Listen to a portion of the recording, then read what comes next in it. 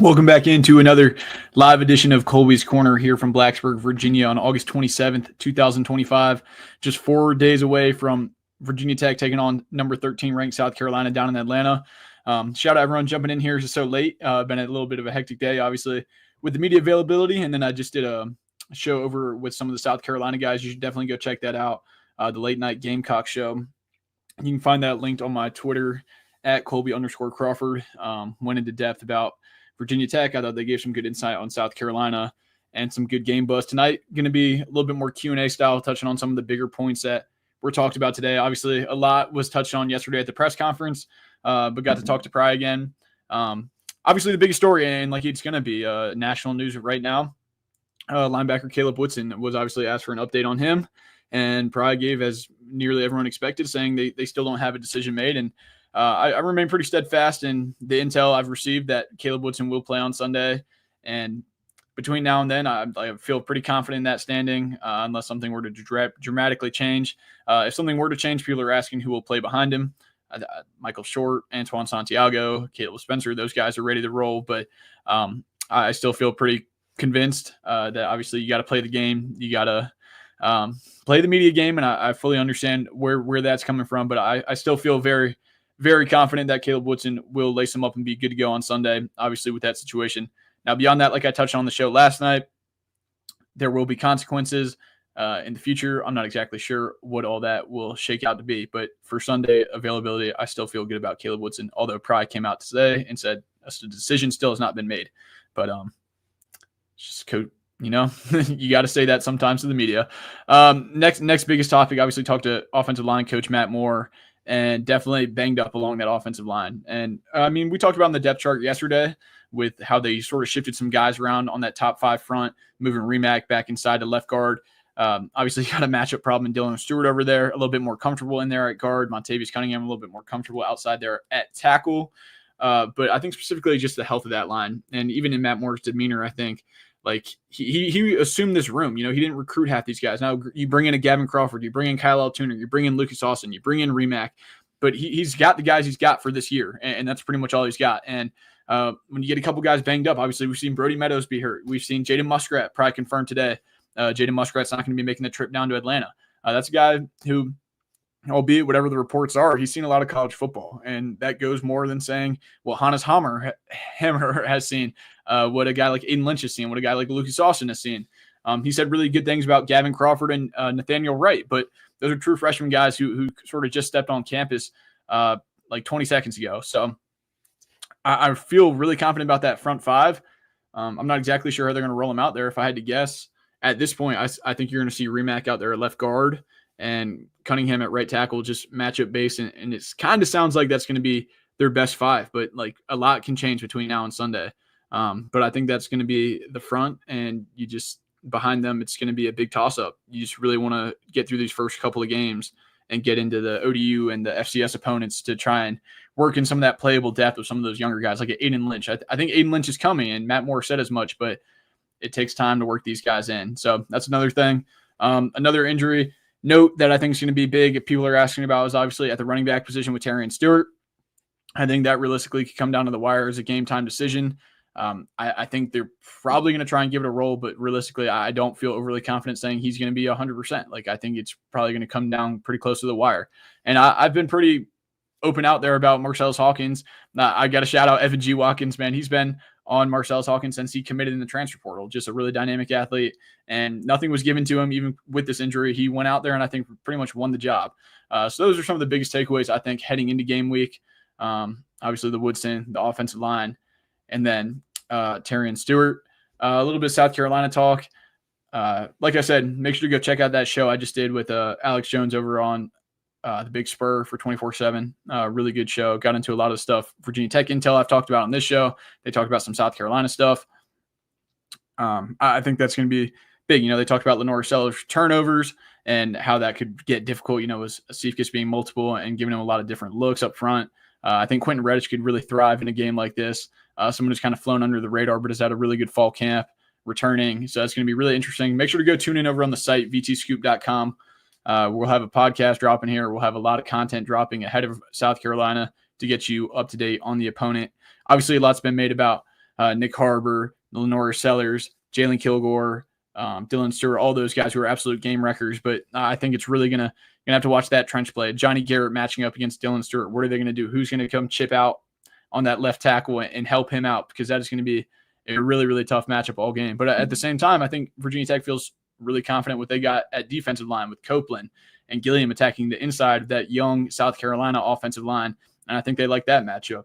I think something maybe not talked about enough is Takai Heath and his matchup with maybe Jalen Kilgore. If that's how that rolls in the nickel, him versus Takai Heath, who wins that? You got arguably an NFL nickel guy right there who's just an incredible ball player against Takai Heath, who you've heard and seen just really, really great reports out of fall camp with his shiftiness and quickness. Is that a big matchup in the game? I'm going to have an article coming out here later this week on biggest things to watch. I think that's definitely something to look at. But yeah, those are some of the biggest takeaways from today. Going to get in a better cadence of this show as we get into game weeks. Appreciate the feedback from everyone. If there's a time for certain days that we think is going to be going best going forward, make sure to drop that in the comments. Really appreciate everyone tuning in. Today I sent it out a little bit late because obviously the practice and then was just on another show. So getting to this a little bit late, but took some questions. So we'll just sort of try and roll these out pretty rapid fire. Going to be a pretty quick show, but appreciate everyone again.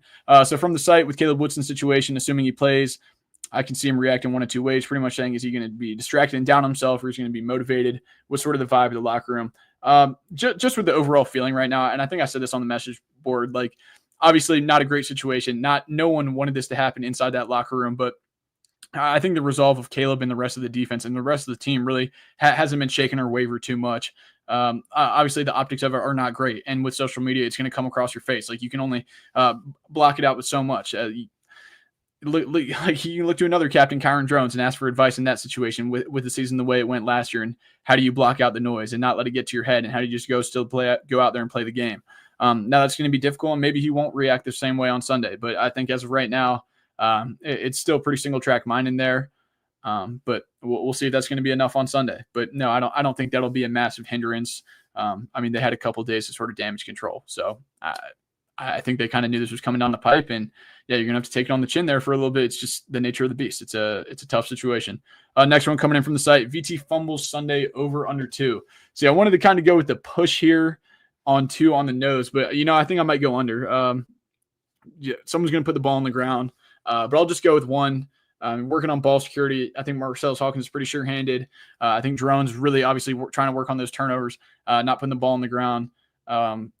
So yeah, I think I'm going to go with 1. I initially thought push. Like I said, I just got that question sent in not long ago, but I think I'm going to go with push for now. So just 1 fumble. Obviously, you got to win the turnover game if you want to even be in the game. So that's going to be big, maintaining possession. Another question here coming from Twitter. Thoughts on how much Terrence Stewart will play on Sunday? Great question. I sort of touched on it. I think if they roll him out there, yeah, he's going to play quite a bit. Like it's him and Hawkins have separated themselves above the pack. Now, granted, Stewart hasn't really been out there, and I thought Pry was pretty blunt in his evaluation of Stewart yesterday when he said I think he's had a pretty average camp. And when you go out and you get that guy, he's supposed to be the bell cow guy that you go and get out of the transfer portal. So a lot of the times the coach is speaking through the player speaking to the player through the media. And will that message be received loud and clear? Will he get back healthy and fully ready to go for Sunday? That's still to be seen. But if he goes Sunday, I think to expect to see a pretty good workload out of him on Sunday. Definitely. Behind him, I would maybe like to slot Jeremiah Coney right now, but it's Wednesday and a lot can change. So that running back 3 spot, Jeremiah Coney working in there. Heard some good things about him. But I don't think they'll really go past 3 unless Stewart can't roll. And then you probably work on a guy like PJ Prelo, who's also had a nice camp. Moving right along, we had John say, what position group is going to be most improved from last year? For me, I think this is going to be the safety position. When you look at last year going from Mose Phillips and Jalen Jones to this year, Quentin Reddish, Tyson Flowers, or Christian Ellis. I mean, those are some really guys who could arguably contend for all ACC mentions, like all ACC awards. These are really, really good football players. I think Quentin Reddish could quietly one of the best players on this team. Like I said, a great fall camp. Tyson Flowers, all he's done since he's come in this offseason has worked. Really great football IQ, does all the right things. I think that safety position is definitely going to take the biggest leap from a season ago. And it's just a lot deeper than they were last year. I mean, you saw with the injuries and how they sort of got squeezed. That's why Quentin Reddish had to play a lot last year as a true freshman. And now you think about a true freshman guy like Sheldon Robinson, who's really not going to have to shoulder that load because he has so much depth in front of him. And also in that safety room, I haven't even talked about it, man. I am really, really high on the prospects of what Jordan Bass can do. I just said it on the site, but if he can get everything sort of going together, like this is someone who could really, really be a great ball player, probably arguably one of the best on this defense if he just puts it all together. So super, super high on Jordan Bass. And then lastly, who's further along in the new offense or the new defense? I would say going in the end of camp, definitely the defense was ahead of the offense there. At the end, there were times where the defense was sort of just running it. Now, that was sort of partially with the offense dealing with some injuries, but I would say the defense is probably a little bit further ahead. But now, at the same time, you have the advantage of having Kyron Drones in the offense. Stalworth back there, obviously 3 years with the program. And since he's been healthy in fall camp, it's good to have the signal caller sort of consistent, that mode of consistency. So that's been big for them. So jumping back into the chat here, like I said, more conversational mailbag type episode. Really appreciate everyone with the feedback. Kolby, how many waves do you steal from Aaron? Selfishly, I'll talk about this a little bit. Chasing Hurricane Aaron, obviously, if you're on the site, I'd really love to surf. Me and my buddies, we went down to his place in Buxton, and we got on some pretty fun waves there early that week before I came up for fall camp. I forget which availability, but I was bouncing all around the East Coast chasing those waves.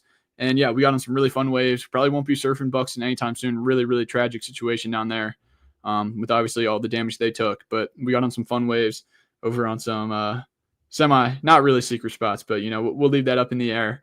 But it was a lot of fun, and then came back after some fall camp availability, stole some waves back home, Virginia Beach. So it was really good. But like I said, really tragic for some of those locals down there. So thoughts and prayers with them. But selfishly, I'm glad we got some waves before school here started.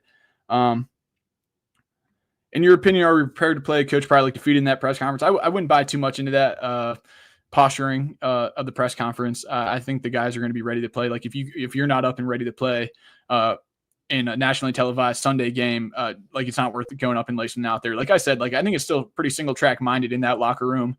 Isaiah Spencer, in like the first quote of his interview today, said, "Yeah, we're going to go out there and win." There's really no doubt with the players in that resolve of like. They think they were extremely confident. I think Aiden Green's been super open with that all offseason, that like this is a team that thinks they can go win the ACC championship. And obviously everyone thinks that on August 27th, but this is a group that, last year at times, a lot of people kind of seemed like they were bought out, but really not with this group. Okay, moving right along. Is Lovett in the org just a depth chart thing, or did he and the Hawaii kid, Caleb Brown, overtake him for real? No, I mean, I think that's going to be a straight-up battle this game and throughout the rest of the season. Thomas Williams, I think, has had a really, really great summer and into fall camp, and he sort of established himself at that other cornerback spot, obviously extending from the Mayo Bowl. But, yeah, I mean, you saw Dante Lovett, but Caleb Brown, he has a lot of snaps under his belt, and that org designation, I think they're probably going to split reps, see just about the same amount of time against South Carolina. They both do things a little bit differently. Caleb Brown's maybe not the biggest guy. Dante's definitely a little bit taller, a little bit more stout. Just absolute competitor. They both do things a little bit. Caleb Brown came on a little bit slower. Just, I think all those transfers that came in a cycle late, they had a slow start, but he started to piece things together. And yeah, I think that's going to be a good competition. And that's what you want at corner. I mean, coming from Dorian Strong and Mansour Delane, you knew you're going to have to backfill. You had a couple homegrown guys, like we mentioned, in Dante Lovett and Thomas Williams. And then you go and you fill it with Caleb Brown. It looks like he can have some valuable minutes. So them, and also knocking on the door. I don't know. They're going to play this year, but JoJo Krim, Knowledge Harrell in the nickel spot, like these guys are pushing. Knowledge Harrell, like this is a guy who goes about his business. JoJo Krim, an absolute ball hawk. Like those are Virginia Tech hokey DBs. Like we've been talking about it a little bit on the site on the summer. And like I said, it's a true freshman. It's early. It's a big spot, but these are guys projecting. And like, you don't want to project too far in this era of college football, but guys who have done all the right things since they've arrived. Shout out Chris Lester. When will you drop your prediction? I haven't officially submitted mine yet. Now I've said it on a couple shows today, and I guess I'll roll with it, and we'll see if it changes when I officially drop it. Right now, I've said it a couple times. I'm going with the game. Pretty competitive of South Carolina 30, Virginia Tech 21. We'll see if that changes. I got to get my official one into Mate here before the end of the week. Make sure to go check that out on vtscoop.com. But I'm going with South Carolina in a close one.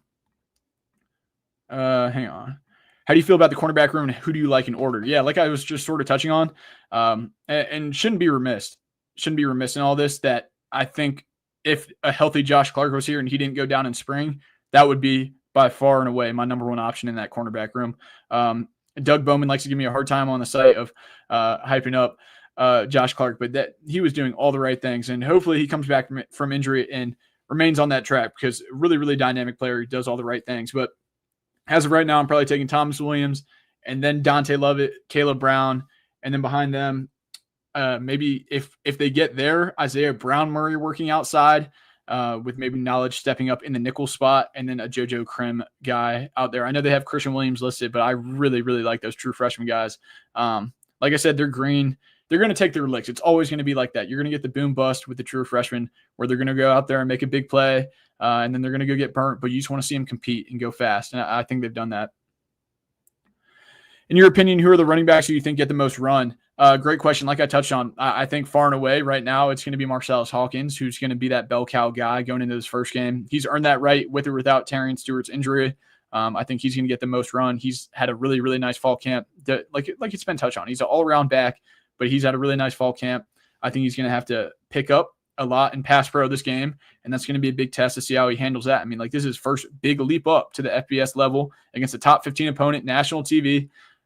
Yeah, it's like he's done all the right things on the practice field. Now go do it in front of everyone.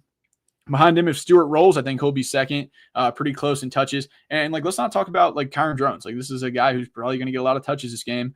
Arguably could have the most rushing yards. And then behind them, like right now, I'm probably going to roll Jeremiah Coney.